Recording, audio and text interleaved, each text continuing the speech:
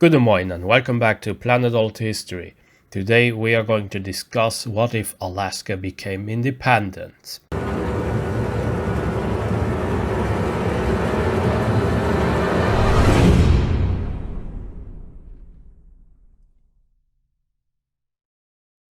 Alaska is the 49th state and known as the last frontier of the US. Alaska used to be known as Ruskaya America and was the cheapest land sale in recorded history. The Russian Empire was struggling financially. They didn't want to sell Alaska to the British Empire, and thus the choice fell to the US. Sure, the Spanish sometimes tried to claim Alaska as well, but these claims they were not really serious. Alaska is even nowadays a sparsely populated area. Only 0.5 people per square kilometer live in all of Alaska. It has the lowest density of all the US states. At the same time, Alaska is about 1/5 the size of the lower 48, and Texas, the second biggest state, would fit 2.5 times within Alaska. But let's also keep in mind that there are barely 700,000 people living in Alaska. Only 100,000 more than in all of Luxembourg, for instance, to put it into perspective. Alaska has another interesting difference as compared to the rest of the US because there is a very high Native American influence, with almost 15% of the population being of Native American descent.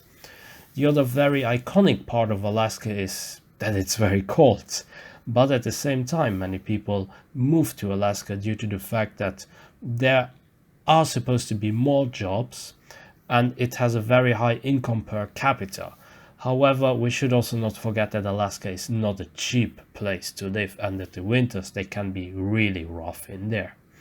There are just some cities, and if you live outside of these cities, well, you're either a Native American or you're just used to the environment or you just like being alone.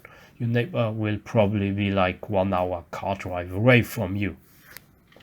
And have also a lot of fun spending all your money for plane tickets if you need to go to some bigger cities for whatever reason.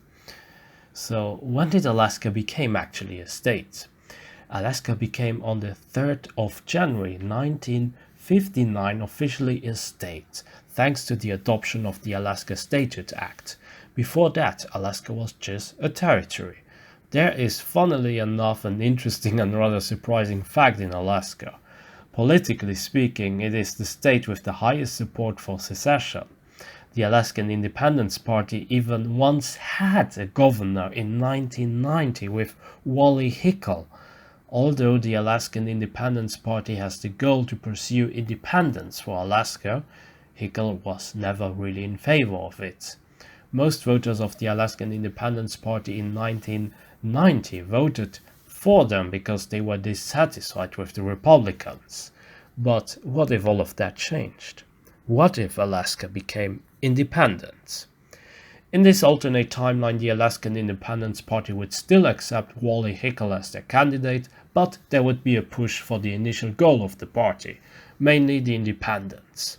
While this would be almost impossible, if not even an ASB scenario, there is this small window of opportunity in this timeline. Let me explain. First of all, the Soviet Union is no more.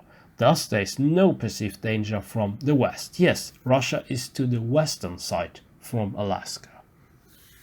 Second of all, with the election of Hickel, the Alaskan Independence Party got more known, perhaps even more popular, and another important aspect is the economy. While yes, number-wise the Alaskan economy is very small, but due to the petrol that they have, independence with the trade deals and export of course would be possible. Just take a look at Qatar and Bahrain. These are very small states, but they function. While these countries are also much smaller population-wise, they are similar and they rely on petrol. Yes, of course, now you can make the claim of infrastructure and whatnot, but we will just ignore it for the sake of this timeline. Even if we take everything into account, the US would probably not like the idea of the independent Alaska. However, There are some interesting countries out there. The Marshall Islands, Micronesia, and Palau. Micronesia in particular is very interesting due to its immense size if we take the water territory into consideration. And all of these three states, they got independence from the US. I say independence quote unquote because they still have a large influence from the US, but let's just discuss like they are really independent. With that said, if Alaska plays their cards right, we may get a similar situation. Let's just say that before Hickel really got accepted as a candidate by the Alaskan Independence Party, there would be a push from the members to abide or at least prepare something like a referendum. The Alaskan Independence Party members would not only look at these countries like Micronesia, Palau, and so on that I mentioned before as inspiration, but they would look at a particular region of their neighbor country. I present you Quebec. Quebec was fighting since decades, if not maybe even centuries, for independence. And I know that it would also take decades in the case of Alaska to get independence. But with that said, let's just say the party members can somehow impose their demands on Hickel. Hickel would not like it, but maybe in the heat of the moment, after the campaigns, debates, sleepless nights, traveling, he would sign an agreement, and in such an agreement, he would prepare the ground for an independence referendum. I know, this point of divergence is very far-fetched, but it is literally the best point of divergence I can think of. You have no threats from the outside. You have several countries that got their independence from the US, and debates about an independence within Canada. Let's also not forget again that the Alaskan Independence Party actually won the gubernatorial election of 1990. Most of the following years would be the same around the world, except that in this timeline the Alaskans would get their referendum. It would create some issues. First of all, Hickel would probably not be able to rejoin the Republicans, and his running mate Jack Cockrell neither. Second of all, it would create popularity and increase the momentum for an Alaskan independence. Alaskans, they may be fed up that the rest of the US jokes about them, Washington is just too far away, and Alaska, they have like their own problems to deal with, and Washington doesn't really take them into consideration. And which influence does Alaska actually have during presidential election? It's almost insignificant. This would add fuel to the fire, and almost at the end of Hickel's term, a referendum would be held with a slight majority in favor of independence.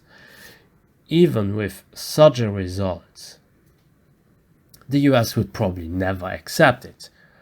But again, for the sake of this scenario, let's just roll with it and let's just say the US accepts the result.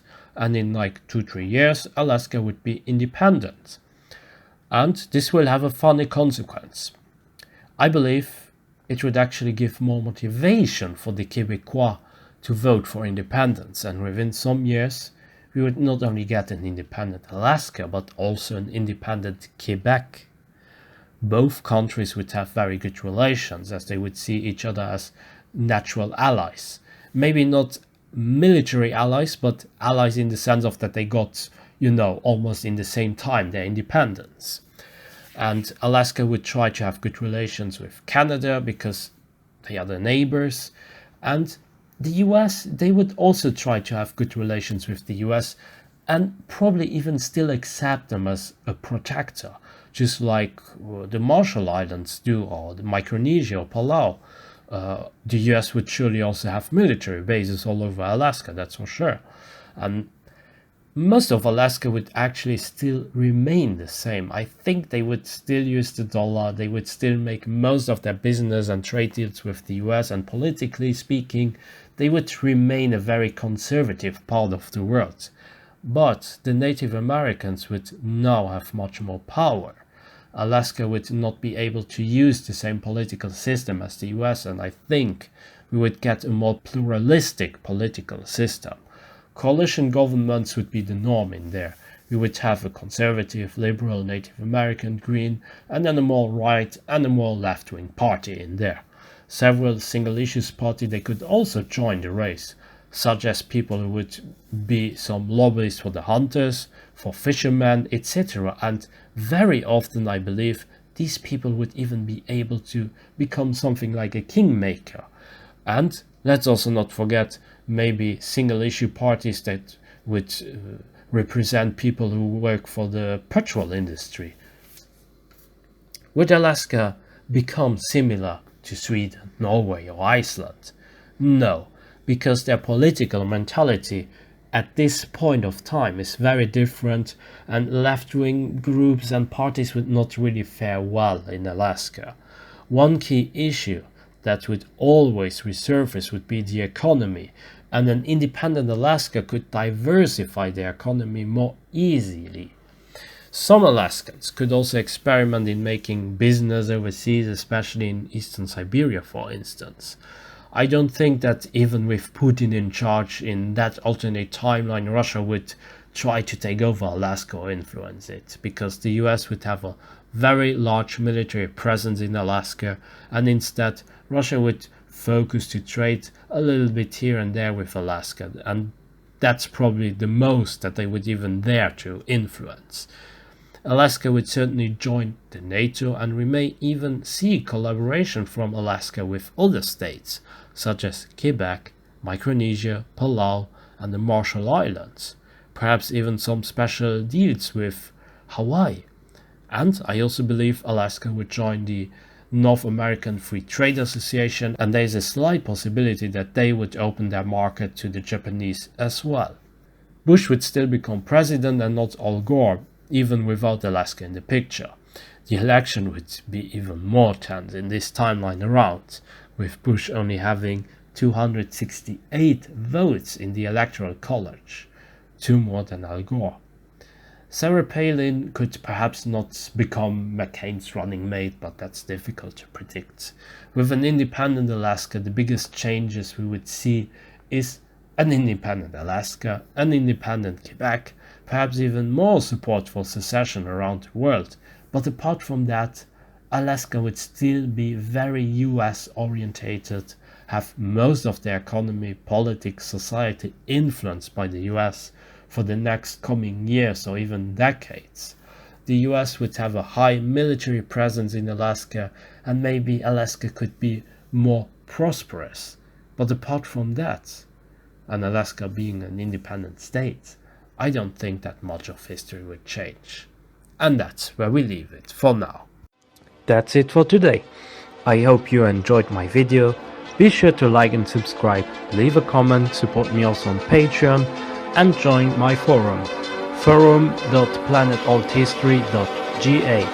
Until next time on Planet Alt History.